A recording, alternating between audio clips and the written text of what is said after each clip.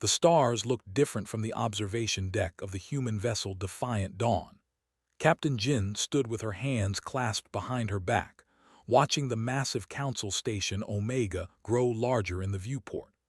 The station was a monument to galactic power, built by species that had mastered space travel when humans were still learning to make fire.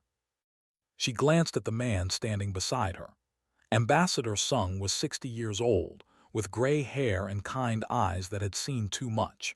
He had spent 20 years of his life trying to convince the galaxy that humans deserved respect. 20 years of being treated like children by aliens who thought humanity was too young, too primitive, too dangerous. Nervous, asked. Sung smiled. Always, but fear means we still have something to lose. The ambassador had arrived on the ship 3 days ago, preparing for the most important negotiation of his career. Humanity wanted access to quantum-fold technology. With it, human ships could travel across the galaxy in weeks instead of years. Without it, Earth would always be stuck on the edges of galactic society. The problem was simple. The 3 most powerful species in the galaxy, called the Triumvirate, controlled all the important technology. They never shared it with younger species. They said it was for safety, but everyone knew the truth. They wanted to stay in power. Lieutenant approached from the bridge. She was young, barely 30, with sharp eyes that missed nothing. Captain, we're getting unusual scanner readings. Council security ships are following us closer than normal. Frowned. How many? 6 vessels. They're maintaining formation at 2,000 kilometers. That's well within weapons range, said quietly. Sung touched her arm. They're just being cautious. We're the members of the council. They don't trust us yet. After 50 years, shook her head. Sir, with respect, they'll never trust us. Not really. The ambassador looked out at the stars again. His face was calm, but had known him long enough to see the worry in his eyes. That's why this negotiation matters. I've spent months building alliances with the mid-tier species. Even the collective. They're tired of the triumvirate controlling everything. If we can get just 6 of them to vote with us, we can force the technology sharing agreement through. And if you fail? Then we wait another generation. Sung's voice was soft. And our children try again. Didn't like that answer. Humans had been waiting and trying for 50 years. Every request for technology was. Every proposal for equal treatment was blocked. The triumvirate smiled and made promises, but nothing ever changed. Back on Earth, Admiral Wu was saying the same thing. The Admiral was old military, a man who believed in strength over words. He had argued against sending Sung to the council. They don't respect diplomats, he had told the Earth government. They only respect power. But Earth's leaders had disagreed. They wanted to prove that humans could be peaceful, civilized, worthy of joining the galactic community as equals. So they sent their best diplomat to make one more attempt. Walked with the ambassador to his quarters. The corridors of the Defiant Dawn were clean and functional, nothing like the beautiful alien ships with their advanced technology. Human vessels were built tough and simple because that was all Earth could afford. Inside his quarters, Sung's daughter was waiting. Dr. Bin was one of Earth's leading experts on alien species. She looked up from her data pad with concern on her face. The delegation just sent a message, she said. They want to meet privately before the main session. They were one of the 3 triumvirate species. Their leader was High Arbiter, a being that looked like a tall, thin humanoid covered in silver skin, had ruled the collective for 300 years. He was known for being cold, calculating, and completely certain of his own superiority. What do they want? Sung asked. They didn't say, just that it's important. Didn't like it, sir. This could be a trap. A trap, Sung laughed gently. We're on their station, surrounded by their ships. If they wanted to harm us, they wouldn't need tricks. He was right, but still felt uneasy. Something about this mission felt wrong. The extra security ships, the private meeting request, the way the mid-tier species representatives had gone silent over the past week. Bin came to stand beside her father. "Dad, I've been analyzing the voting patterns. Something's changed. 3 species that promised to support us are now refusing to respond to my messages." "Political pressure," Sung said. "The triumvirate must have threatened them." "Or bribed them," added. The ambassador sat down at his desk and pulled out a small data chip. He held it for a moment, then looked at his daughter. "Bin, I want you to keep this safe. It contains all my research, all the alliance agreements, everything we've built. If something happens to me—" "Nothing's going to happen," Bin interrupted. "If something happens," Sung continued firmly, "I want you to remember what I've always taught you. We are not weak. We are patient, but patience has limits." The words hung in the air. Had never heard the ambassador talk like this before. He was always so calm, so certain that peace and diplomacy would win eventually. "Sir?" asked. Sung stood up and straightened his formal diplomatic robes. "Forgive an old man his worries. The council station is in sight. Let's focus on the task ahead." The Defiant Dawn docked at Council Station Omega 6 hours later.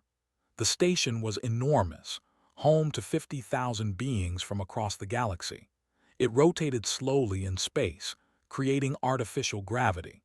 The exterior was decorated with the symbols of every member species, though notice that humanity's symbol was placed far from the center, in a position that suggested unimportance. As they prepared to disembark, Lieutenant pulled aside. "Captain, those security ships are still with us, and I'm picking up unusual energy signatures from the station itself." "What kind of signatures?" "Weapons charging, multiple locations, all pointed at the main assembly hall." "His blood went cold. Are you certain?" "Yes, ma'am. Someone on that station is preparing for a fight." Wanted to cancel the mission immediately, but she knew Sung would never agree. He had come too far, worked too hard. This was humanity's chance to change everything. She watched the ambassador walk down the boarding ramp with his daughter beside him. Bin held her father's arm and they were both smiling. They believed in what they were doing. They believed the galaxy could be better. Ordered her security team to full alert and followed them into the station, her hand never far from her weapon. Above them, the massive assembly hall waited, filled with delegates from 100 worlds. In 12 hours, Ambassador Sung would be dead, and the galaxy would never be the same. The assembly hall of Council Station Omega was built to impress. The ceiling rose 50 meters high, covered in screens that showed the stars beyond. Delegates from across the galaxy sat in curved rows, arranged by species and importance. The triumvirate sat at the highest level, looking down at everyone else. Ambassador Sung stood in the center of the hall, a small human figure surrounded by beings that had ruled space for thousands of years. His voice carried through the speakers, calm and clear. "For 50 years, humanity has asked for one simple thing: equality, not superiority, not special treatment. Just the chance to stand beside you as partners in exploring this galaxy." Captain watched from the observation deck above. She had 10 security officers with her, but they were badly outnumbered. Council security forces lined the walls, at least 200 of them. They carried weapons designed to stop any species in the galaxy. "We have proven ourselves peaceful," Sung continued. "We have followed every law, every protocol. We have contributed our knowledge freely. And yet, you still treat us like children who cannot be trusted with the tools of civilization." High Arbiter leaned forward in his seat. His silver face showed no emotion. "Ambassador, your species has been spacefaring for barely a century. The technologies you request require maturity and wisdom that comes only with time." "How much time?" Sung asked. 100 more years, 1,000. When will you decide we are worthy?" Murmurs spread through the hall. Some delegates nodded in agreement. The mid-tier species knew this feeling well. They had all waited centuries for the triumvirate's approval. Down below, Dr. Bin sat in the human delegation section. She was recording everything on her data pad. Her father had prepared this speech for months, choosing every word carefully. He was not asking for permission anymore. He was demanding justice. I have here, Sung held up a data chip, signed agreements from 18 species. They support technology sharing. They believe the old ways must change. Together, we represent 40% of the Council's population. Our voice matters. His expression darkened. Those agreements mean nothing without triumvirate approval. Then change the rules. Sung's voice rose with passion. Stop hiding behind ancient laws designed to keep power in the hands of the few. The galaxy is changing. Either change with it or be left behind. It was the strongest speech any human had ever given at the council. Bin felt pride swell in her chest. Her father was finally saying what humanity had thought for decades. Captain felt her communicator buzz. Lieutenant's voice came through, urgent and quiet. Captain, those weapon signatures just increased. Something's about to happen. His eyes scanned the hall. The ceiling, the walls, the positions of the guards. Everything looked normal, but her instincts screamed danger. Stand by, she whispered back.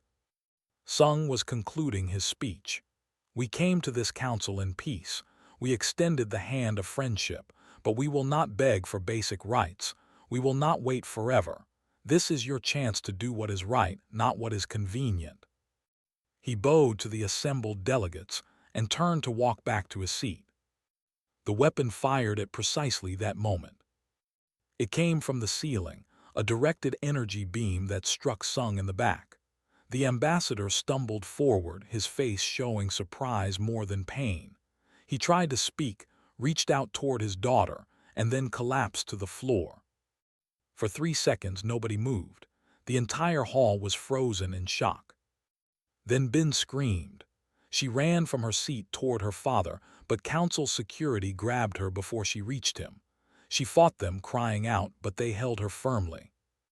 Drew her weapon and shouted to her team, "Protect the delegation, form a perimeter." But council security was faster. They surrounded the human section, weapons raised. One of them, a tall being with blue skin, spoke in a commanding voice. "Lower your weapons. You are in violation of council law. Weapons are forbidden in the assembly hall." "You just killed our ambassador," shouted back. "A tragic malfunction," the security officer said without emotion. "Lower your weapons or you will be fired upon." Looked at her team. They were good soldiers, but they were 10 against 200. If they fought, they would all die. Slowly, she lowered her weapon. Her team did the same. High Arbiter stood up. His voice filled the hall, calm and authoritative. "A terrible accident has occurred. Our deepest condolences to the human delegation. Council security will investigate this malfunction immediately. The session is suspended." Malfunction. Bin's voice was raw with grief and rage. That was murder. Looked at her with something that might have been pity.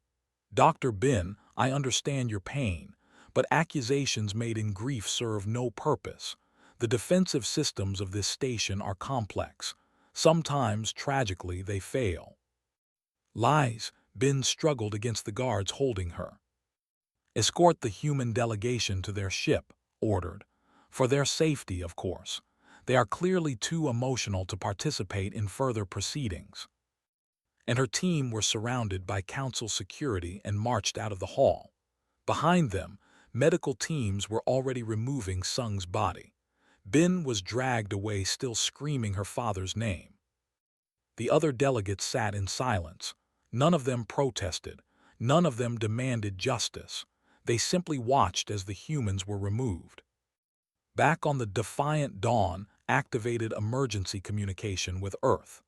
Admiral Wu's face appeared on the screen, and she gave him the news. She watched his expression change from concern to cold fury. "They killed him," Wu said quietly. "They actually killed him. They're calling it an accident, sir, a malfunction." And the other species, Are they supporting our demand for an investigation? Shook her head. None of them have said anything.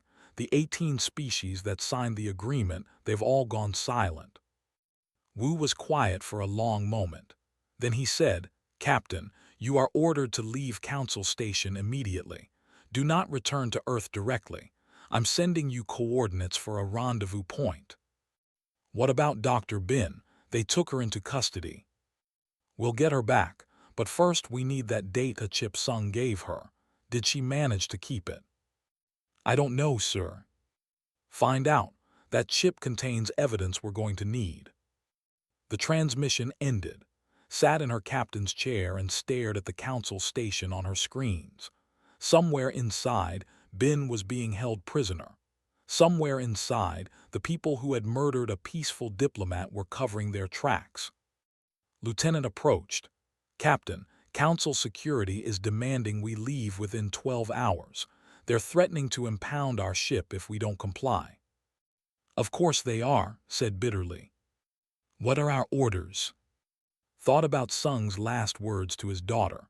We are patient, but patience has limits. She thought about Admiral Wu's expression, the cold rage that promised retribution. We're not leaving without Dr. Bin, said, and we're not leaving without answers. They won't let us investigate. Then we'll investigate without permission. Lieutenant, I want you to check our sensor logs. Everything we recorded before, during, and after the ambassador's death. If that was a malfunction, it will show in the data. If it was murder, that will show too. And if they catch us, they already think we're primitive and emotional. Let's use that against them. While the council believed the humans would simply leave in grief, Captain prepared for something else. She prepared for war. On Earth, Admiral Wu stood before the Planetary Defense Council. His voice was steady, but his words were fire. They have killed our ambassador. They think we will accept their lies and return home defeated. They are wrong. What do you propose? Asked the council chairman. I propose we show them exactly what humanity is capable of. I propose we remind the galaxy that we extended the hand of peace, but we also know how to make a fist. The council voted. It was unanimous. Humanity was going to strike back. Dr. Bin sat in a small room deep inside Council Station Omega. The walls were bare metal and the door had no handle on the inside. They called it protective custody, but it was a prison cell. She had stopped crying hours ago. Now she just felt empty. Her father was dead. The man who had raised her, who had taught her to believe in peace and cooperation, had been murdered in front of thousands of witnesses, and nobody cared. The door opened. A young guard entered carrying a tray of food. He was from a species called one of the mid-tier races. His skin was pale green, and he had 4 arms instead of 2. I brought you dinner, he said quietly. Bin didn't look at him. I'm not hungry. The guard set the tray down anyway. He hesitated, then said, My name is, I'm sorry about your father. Are you? Bin's voice was bitter. Your people promised to support him. You signed the agreement. Then you sat in that hall and watched him die. Flinched, we didn't know. None of us knew it would happen. But you suspected something might. That's why you all went silent last week, isn't it? The triumvirate threatened you. The guard glanced at the door, making sure they were alone. Yes. High Arbiter contacted our delegation 3 days ago. He said any species that voted for technology sharing would face economic sanctions. No trade, no access to council facilities, nothing. So you abandon us to save yourselves. I'm not proud of it, said, but my people can't survive without trade. The triumvirate controls too much. Bin finally looked at him. How many times has this happened before? His expression told her everything. You know. I'm a scientist. I study patterns. Bin stood up and walked to the wall, keeping her voice low. My father was killed by a directed energy weapon that supposedly malfunctioned, but the odds of that happening are astronomical, so I started thinking about other ambassadors who died in convenient accidents. You shouldn't talk about this, warned. Why not? What else can they do to me? Bin's eyes burned with anger. Tell me the truth, how many? Was silent for a long moment. Then he whispered, 4, over the past 100 years. All of them were ambassadors from younger species. All of them were pushing for change, and all of them died in tragic accidents. Bin felt sick. This wasn't just about humanity. This was systematic murder designed to keep the triumvirate in power forever. The other species know, she asked. Some suspect, none can prove it. The triumvirate controls all the investigations. Any evidence disappears. What about my father's case? Shook his head. They've already sealed the assembly hall. All recordings have been confiscated. By tomorrow, the official report will say it was a malfunction, and that will be the end of it. Unless someone has evidence they can't confiscate, Bin said slowly. She reached into her clothing and pulled out the data chip her father had given her. She had hidden it well, and the guards hadn't thought to search her thoroughly. His eyes widened. What is that? Everything my father worked for. Alliance agreements, communication records, proof that the triumvirate threatened other species. Bin looked at the chip. But it's not enough. We need proof of the murder itself. That's impossible. All the recordings were taken. Not all of them, Bin said. Captain's ship has independent sensors. If they were running passive scans during the speech, they would have recorded everything. Your ship is being ordered to leave. They won't let you communicate with them. Bin smiled grimly. Then we need to find another way. Meanwhile, aboard the Defiant Dawn, Lieutenant was doing exactly what Bin hoped. She had pulled up every sensor record from the assembly hall and was analyzing them frame by frame. Captain, she called out, you need to see this. Came to the tactical station, pointed at her screen. I isolated the energy signature of the weapon that killed Ambassador Sung. Look at the frequency pattern. Studied the data. That's not a malfunction, that's a deliberate targeting lock. Exactly, and look at this. Brought up another screen. The weapon originated from ceiling panel 47. That panel houses a defense turret. It's military-grade hardware, not civilian protection. Can you trace it back to who gave the firing order? Already did. His face was grim. The authorization came from High Arbiter's personal security override. He ordered the hit himself.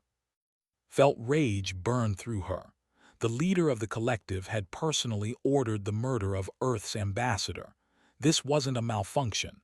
This was assassination. Copy all of this data, ordered, triple encryption, then prepare to broadcast it on every frequency we have.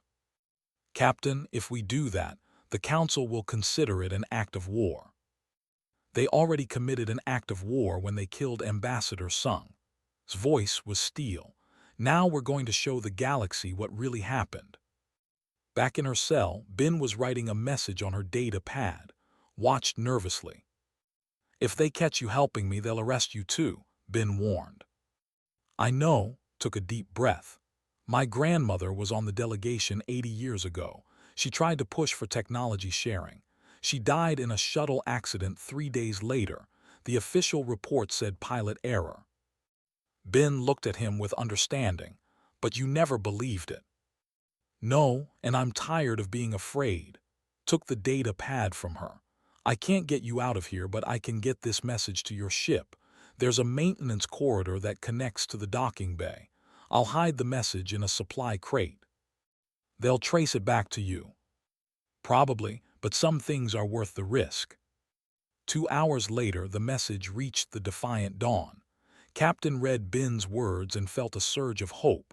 The doctor was alive. She had the data chip, and she had figured out the pattern of murders. Lieutenant, are we ready to broadcast? Asked. Yes, ma'am, but Council Station will jam our signal within seconds. We only need seconds. Send it on every frequency, every channel. Make sure it reaches as many species as possible before they shut us down. Initiated the broadcast. The evidence streamed out from the defiant dawn in all directions. Sensor readings, energy signatures, authorization codes, all of it proving that Ambassador Sung had been deliberately murdered by direct order of High Arbiter. The reaction was immediate. Across the galaxy, delegates who had been silent suddenly started asking questions. Mid-tier species demanded answers. Even some of the Triumvirate's allies looked disturbed. High Arbiter appeared on every screen in Council Station. His silver face was twisted with anger. The human vessel Defiant Dawn has broadcast false and inflammatory information. This is a violation of Council law and an act of aggression. I hereby order the humans to surrender their vessel and submit to Council justice. Captain stood on her bridge surrounded by her crew. "Surrender," she said calmly. "We're just getting started." She opened a channel to all human ships in the sector. "This is Captain Jin of the Defiant Dawn. Ambassador Sung is dead, murdered by the very people who claim to represent justice. Earth's government is being given an ultimatum. Surrender our military, accept permanent second-class status, or face attack.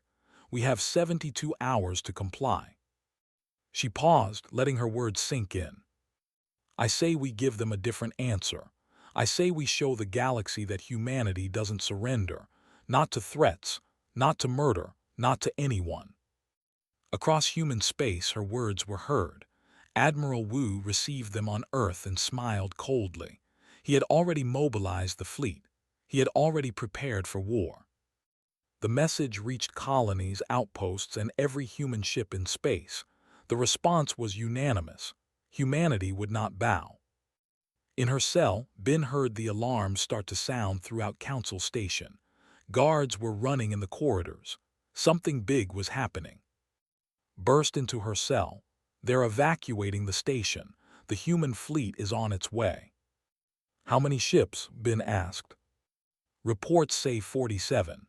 The Triumvirate is sending 200 capital ships to Earth in response.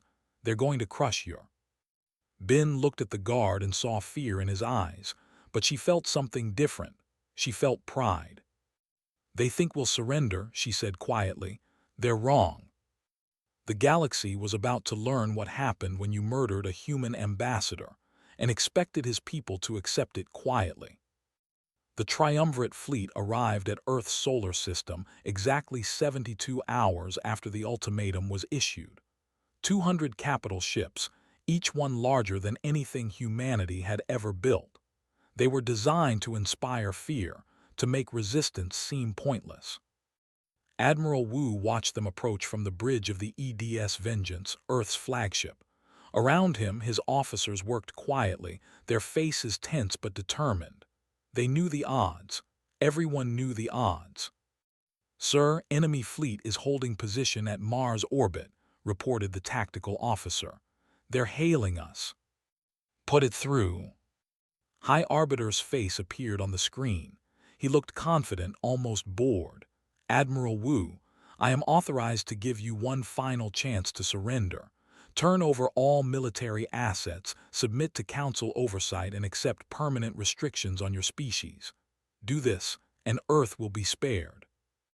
Wu smiled, but there was no warmth in it. "You murdered our ambassador. You think we'll reward that with surrender?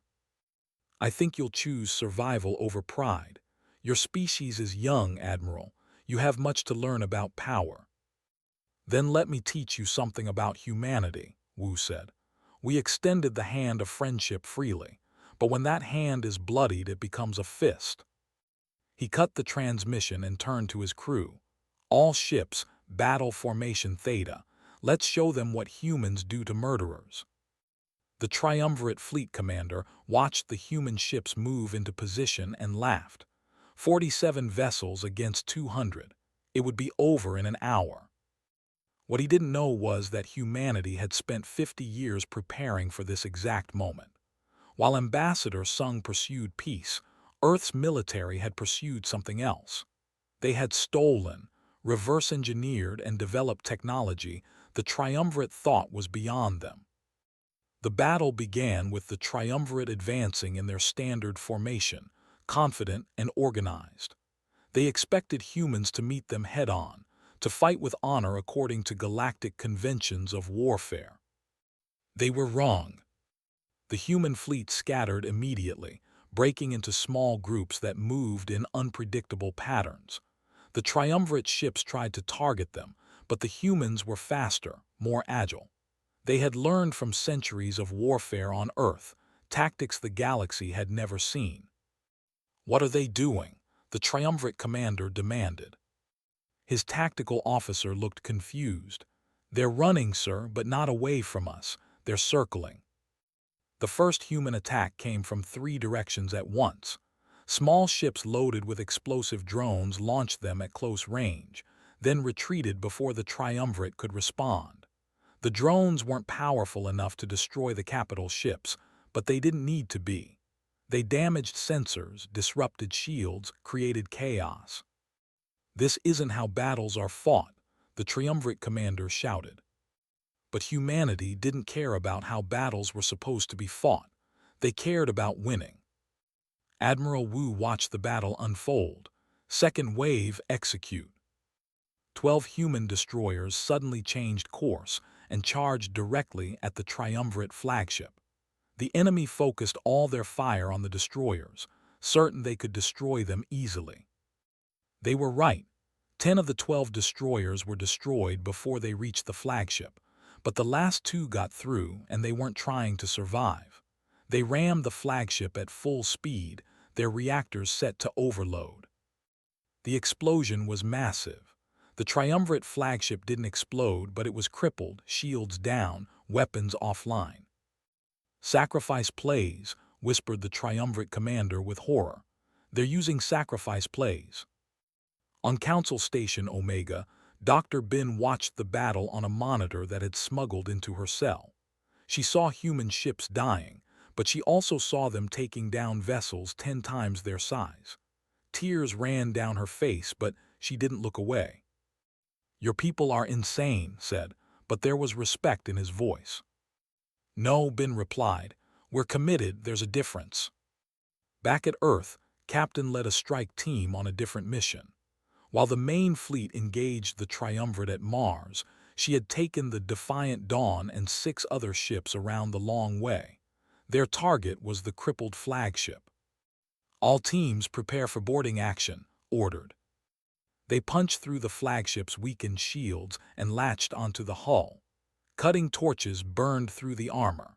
Human soldiers poured into the triumvirate ship, wearing combat suits and carrying weapons designed for close quarters. The triumvirate crew had never fought boarders before. They were used to clean, distant ship-to-ship combat. The sight of humans charging through their corridors with rifles and explosives was completely alien to them. Led her team straight to the bridge. They encountered resistance, but triumvirate soldiers were trained for ceremonial duty, not real combat. The humans had trained for war their entire history. When they burst onto the bridge, the triumvirate commander raised his hands in surrender.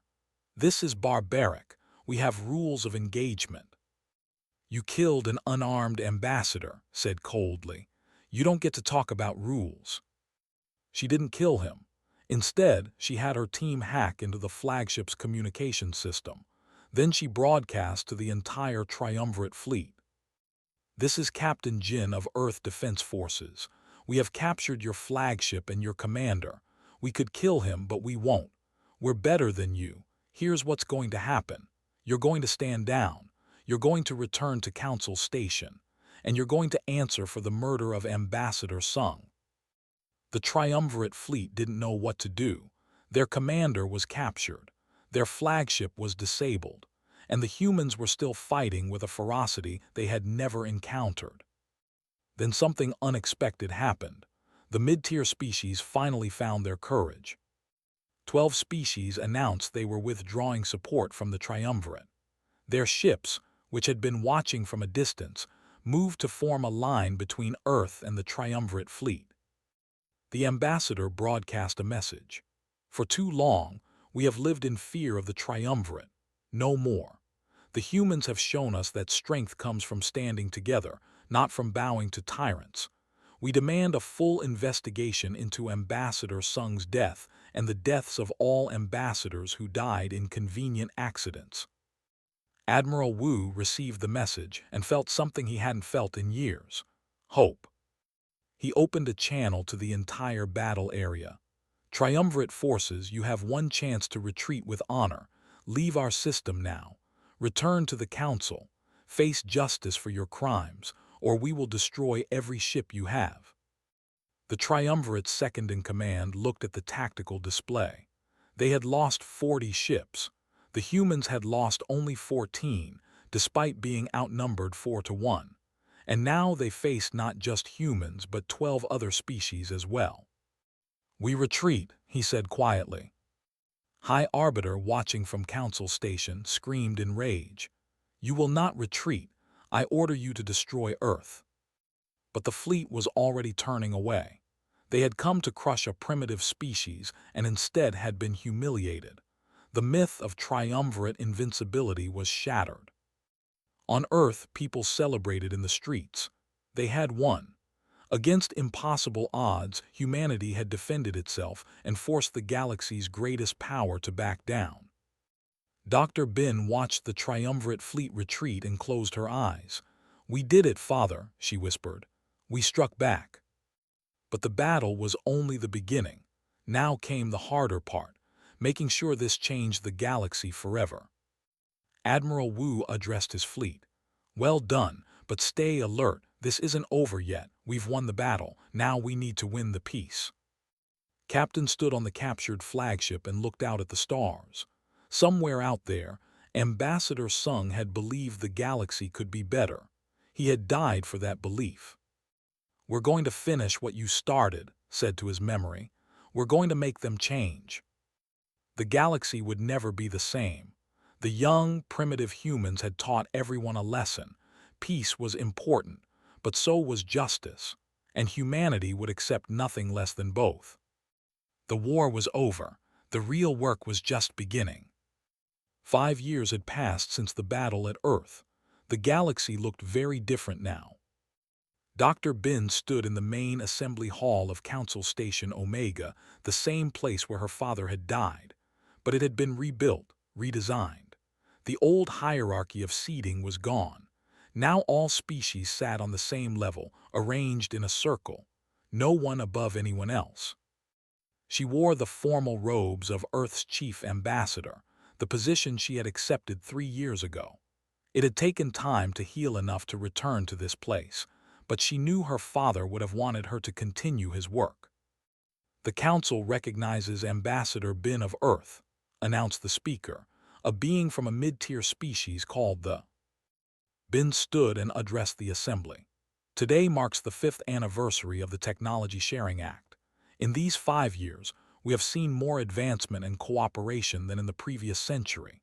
17 species that were previously restricted now have access to quantum-fold drives. Medical technology has been shared freely, saving billions of lives. And most importantly, we have proven that the old ways of control and fear are finished." She paused, looking around the chamber. The triumvirate members were still present, but they looked smaller somehow. High Arbiter was gone, removed from power by his own people after the evidence of his crimes became public. His replacement was younger, less certain, and far more humble. "But we cannot forget how we got here," Bin continued.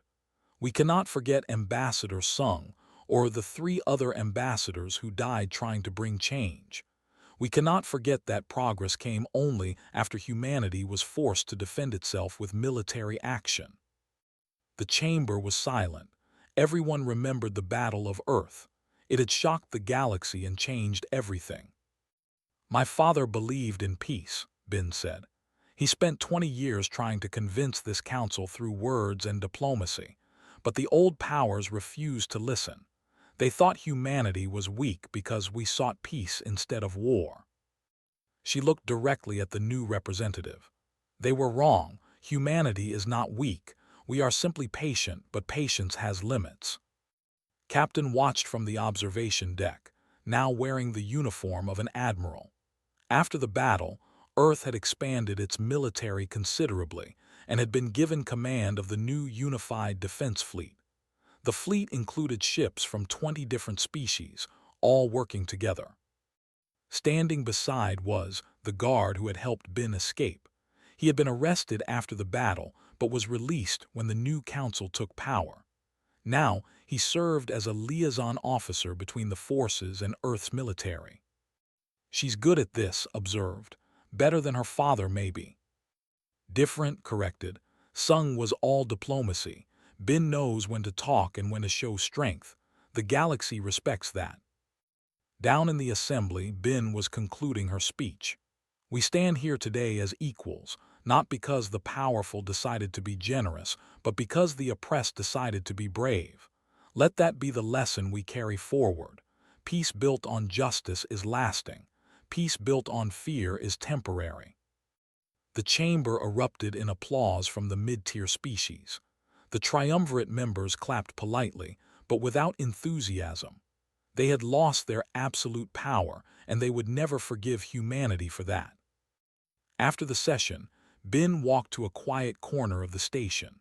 A memorial had been built there, a simple wall with names carved into it. Ambassador Sung's name was at the top, along with the 3 other ambassadors who had died in suspicious accidents. I still miss you, Bin said quietly to the wall, every day. He would be proud of you. Bin turned to see Admiral Wu approaching. The old admiral had retired from active duty but still advised the Earth government. He had come to Council Station for the anniversary commemoration. Would he, Bin asked. I used military force, I threatened war, that's not what he taught me. Wu stood beside her, looking at Sung's name. Your father taught you to seek peace, but he also taught you to stand up for what's right.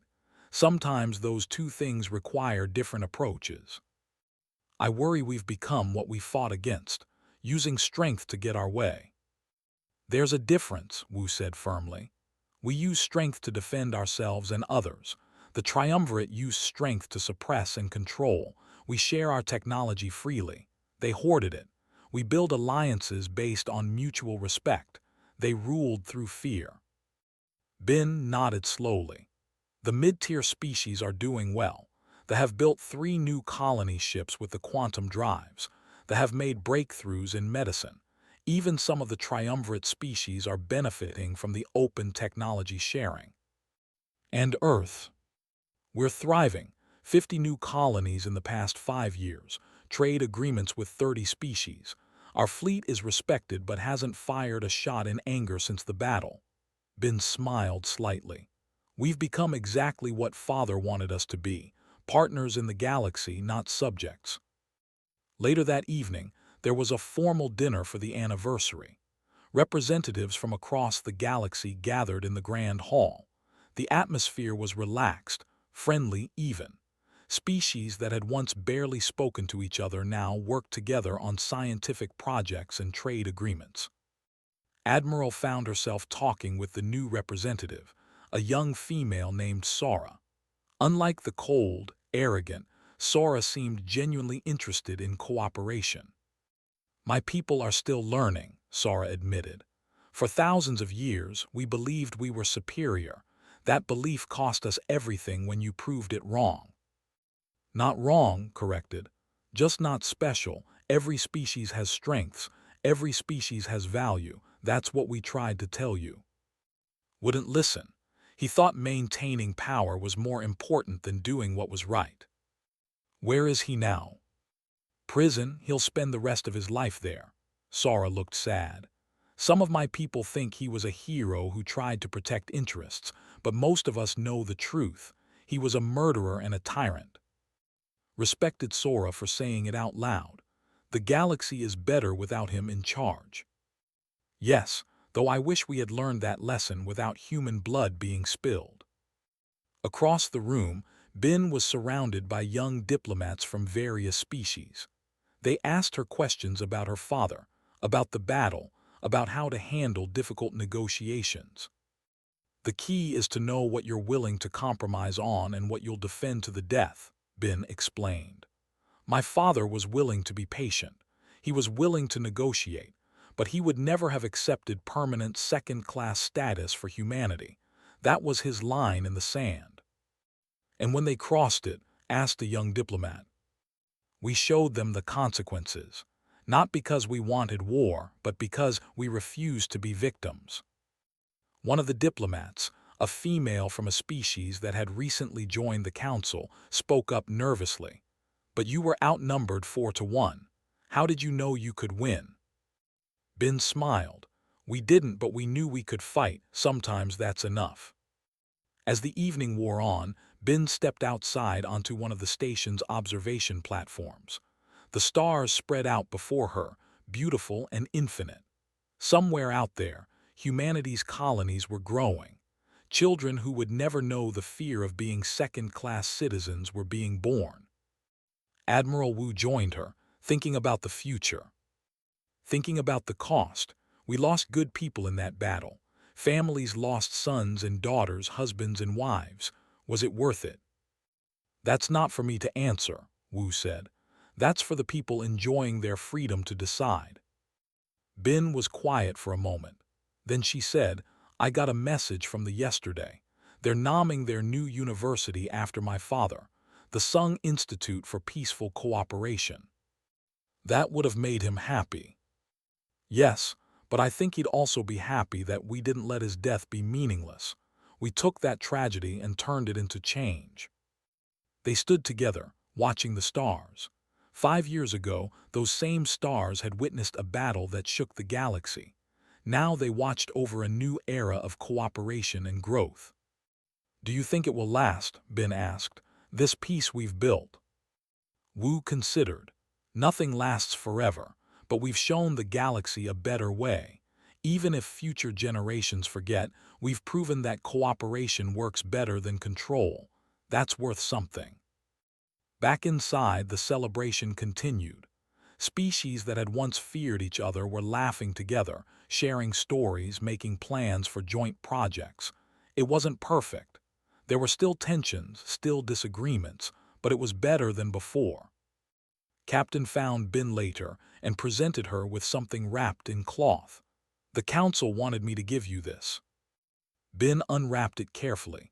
It was a hologram projector. When she activated it, her father's face appeared, smiling warmly. This is from his last visit to our, explained. He spoke to our students about hope and perseverance. We thought you should have a copy. Ben watched her father's image, heard his voice speaking about building bridges between species. Tears filled her eyes, but she was smiling. Thank you, she whispered.